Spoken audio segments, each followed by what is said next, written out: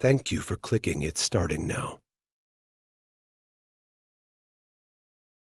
Hello everyone, my name is John Tabernor. I am the community lead here at Relic Entertainment, and I am joined by the game director for the Dawn of War Definitive Edition, Philip Boole. How are you doing today, sir? I am very good, John. Happy to be here. So we are fast approaching the release of the Dawn of War Definitive Edition, and I know one of the things players have been clamoring for is some more gameplay footage. So I think that's what we're here to show them today. Isn't that right? Absolutely. Yeah, let's get to it.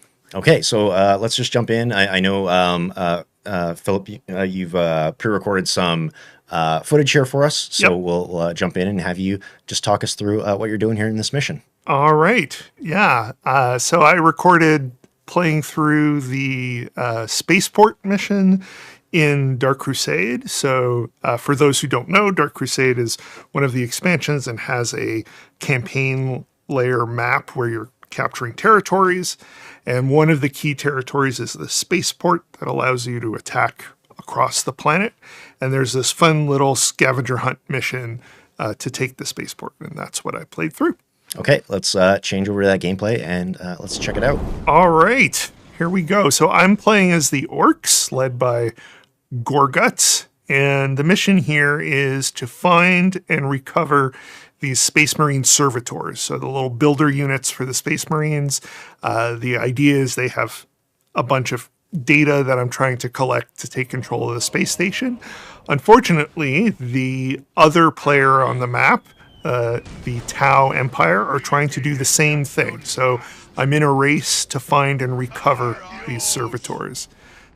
So I'm starting off as the orcs here, and the first thing I'm doing is capturing some units, some points. You can see I have some units with these green rings around them. Those are my honor guard units that I earned from capturing other territories. Oh, here's the first servitor. This one's easy to find. It's right next to the base. Yeah. So that gives me a little start, but the Tau will be catching up pretty soon. So Yeah. Philip, before we get into the rest of this mission here, for longtime fans of the franchise, this is fairly noticeably different just right off the hop. If folks are watching this on YouTube, you were, playing this in 4K in widescreen. The UI definitely looks a little bit different. So maybe you could talk about some of the changes there. Absolutely. So we have an option in the options menu to adjust the HUD width, so the width of the heads-up display. So I have it set so that it goes out to the edges of my screen, and we did that by splitting the mini-map off on one side and the command card off on the other side. But you can bring them back together and get the classic experience, and it'll be centered, or you can choose, how far out you want to move them. The other thing people may notice is we've added the hotkeys displayed on the various icons, which, will make it a lot easier to learn the hotkeys.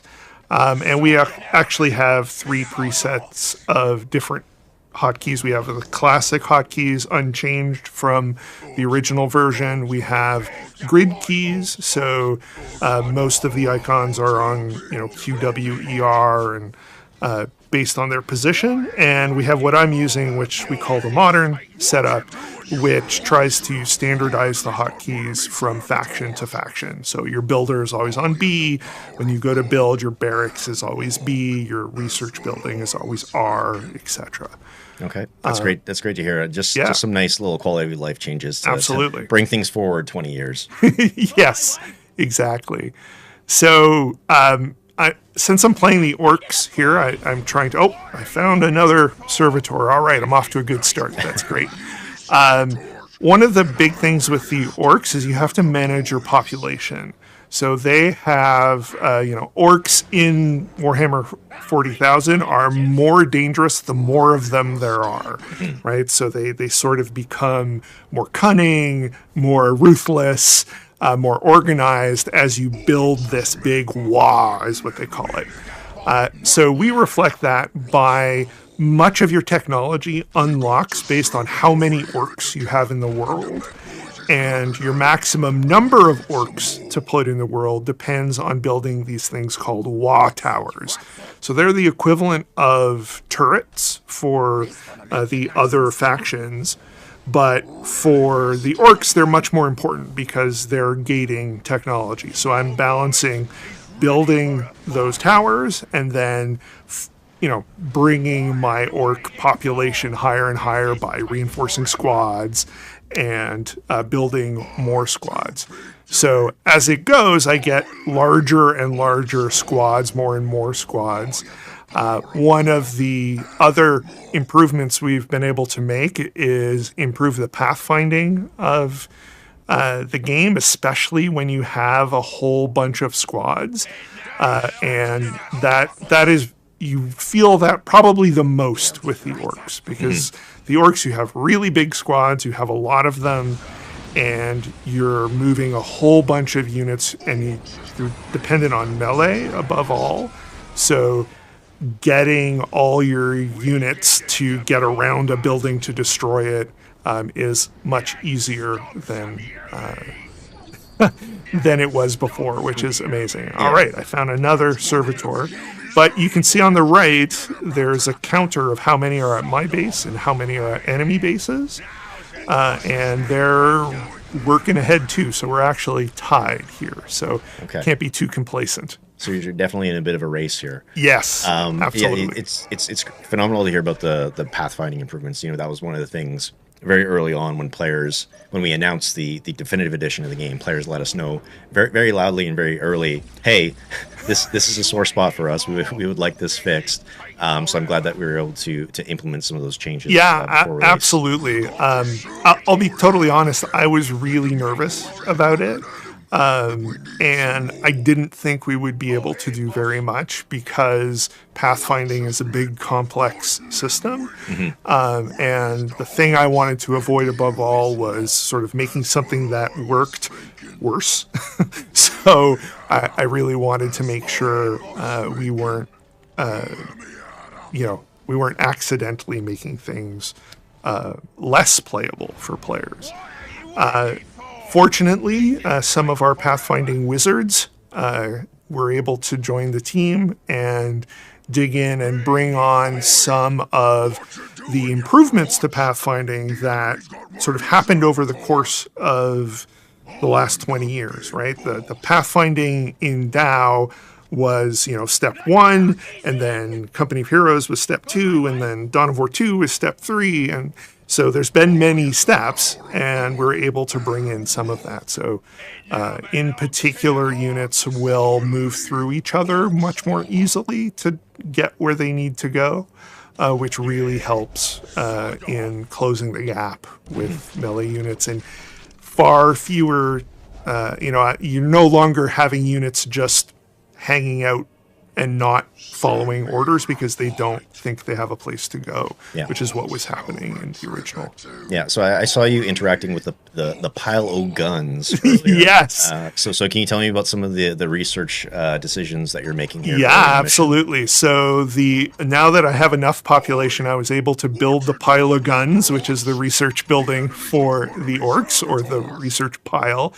And the orcs have a lot of researches.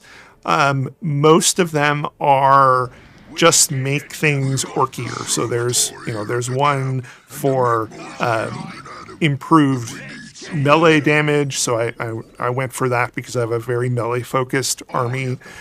There's one for better health and commander health, which I also took on. So I'm really, trying to just make my army better and better.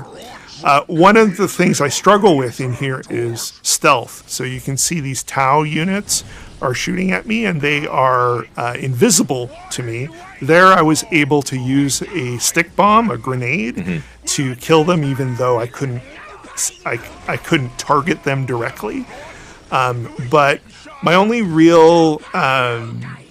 my reliable detection unit is the war boss himself, and he's super effective, but there's only one of them. So here he's nearby these stealth suits, and they are not going to last very long. because they've been revealed, and they are Tau units, and so not very good against melee armies. So that's that's an advantage for me here. Yeah. But you can see, like here, I'm not able to actually target those guys directly. Right. So you definitely have to be careful with or clever with where you're positioning your Yes, war boss. Right? exactly. So Philip, maybe we could talk a little bit more about some of the technical changes to the game as well, because we've done things like improvements to the camera or the fog in the levels as well, so we can actually see more of the game and actually appreciate the entirety of my base here. Yes. So maybe you can get into some of those changes in terms of like how the player is actually perceiving the game and interacting with the map. Yeah, absolutely. So the original Dawn of War, the camera was quite close to the ground, which was really fun for showing the units, but often meant you had a really hard time having some map awareness. So we wanted to bring the camera out somewhat so you could see a bit more of the map. We also pushed back some of the atmospheric fog, so you could actually see further. Now, I should say you can, use your scroll wheel to zoom into the units at any time. You can shift the angles of your camera. There's a lot of different options there, and you can also set it so that your default camera is the classic view, but then you can pull out a bit more if you want. So there's a lot of options for the players. You can also see that, like, now we have, more modern shadows. The lighting has improved. The units have more, sort of reflective materials and so on. So the game's really looking great. I'm really proud of how it's looking. Yeah, I think that was one of the first things that made me say, oh, wow, when we were working on this internally, was the Legacy game had, I guess, what we would call cigarette burn shadows. Yes, right? absolutely. And here you can actually see the shadows are, modeled after the unit and actually reflective of what they're doing. Yeah, absolutely. Here you can see me using the Wah ability on the war boss, so it's a buff for anyone around him. You can only use it every, minute or so, but it is very helpful in those fights. One of the things I'm worried about here is you can see I'm gathering these servitors. I'm doing pretty well, although we're still at 4-4. So in the fog of war, they're doing well as well. There is the possibility that they will send units in to grab my servitors. Mm-hmm. So I'm leaving some orcs back so that to help block that. That means some of my population is guarded there. But here we go. I'm pushing forward with my big mass. I have my storm boys over here. They're still getting harassed by some stealth units, so I'm sort of moving them around, taking advantage of their jump packs to get away from threats. Yeah, they definitely provide you a lot of mobility. Yes, absolutely. They are very fun units for that, and that is something that's a bit of a weakness. The orcs are not the fastest moving units, so they're not the slowest either. Like, you can get them across the map, but really quick movement is something the Storm Boys will do for me. Yeah, the Dark Crusade allows you to upgrade your commander, and one of the upgrades I took improves his movement speed with some war gear. I believe it actually paints his legs red, and red ones go faster, so he goes faster. But that, has been a bit of an advantage here. Unfortunately, one of my honor guard squads got overwhelmed by Kroot, who are the Tau's melee forces. They're sort of allied melee forces, and they are quite effective in melee. So. Mm-hmm. So one of the things that I love about Dawn of War is just the very memorable voice lines and absolutely the story throughout the game and the campaigns. And the orcs have them in spades. Yes. And I'm glad that we were able to revisit these incredible factions and some of their memorable lines. Absolutely. So my question to you is, which is do you have like a list, like top 3 list of favorite voice lines from the game? Oh yeah, I have a bunch that I love. My favorite orc one is probably one of the Under Fire lines, where you probably heard it a few times in this match, where the orc boys just shout out, "Hey boss, we're getting shot up!" Apologies for my terrible accent. And it just sort of goes to the fact that, the orcs are both silly and terrifying at the same time. And that's really sort of the magic of the orcs, is they're, here you can see me stealing a servitor from their base. Haha. The orcs are sort of humorous, looked at from the outside, but for anyone in this world, they're a terrifying group of monsters. And some of those voice lines really walk that balance. Probably my favorite line of all is a chaos line. It's the aspiring champion asking if you hear the voices too, which is just makes me smile every time I hear it. But there's lines for every faction that just that I just love. Yeah. So as we watch you steal away some of these servitors, my other question for you is, if we know we have a lot of longtime fans that are really excited for the definitive edition, but if maybe I'm less familiar with Dawn of War or even the RTS genre, at large, where should I start with Dawn of War Definitive Edition? Like, how should I just jump right into the first campaign? Should I try out a skirmish by myself? There's so many factions and so many units to learn. What's the best point for a new player to sort of jump into this game? Absolutely. So there's really 2 good places to start if you don't have a lot of experience with this type of game. One is we have a tutorial, and we actually have one for every faction in the game that walks you through basic commands, how their tech tree works, what you want to be doing. It's really sort of a step-by-step walkthrough, and I really recommend everyone do that. The other good starting place, which you can do in addition, is just the original Dawn of War campaign. So you have access to 4 different campaigns in the definitive edition, and the original Dawn of War Space Marine campaign just has a nice on-ramp in the first few missions, showing you mechanics, letting you play through things at your own pace. And then, once you've done a little bit of that, really all the options are open to you. Playing skirmish against easy AI, or even, playing with some friends against some AI opponents is a really nice way to explore the game. The easy AI is quite forgiving. It sort of paces itself to what you do, so you're not going to get stomped right out of the gate, whereas the harder AIs are a lot more competitive, so you have some good fun. All right, I believe I just got my last servitor to this base. That's great. Congratulations. I'm glad you're able thank you. To accomplish that mission. Gorguts' Wa continues unabated.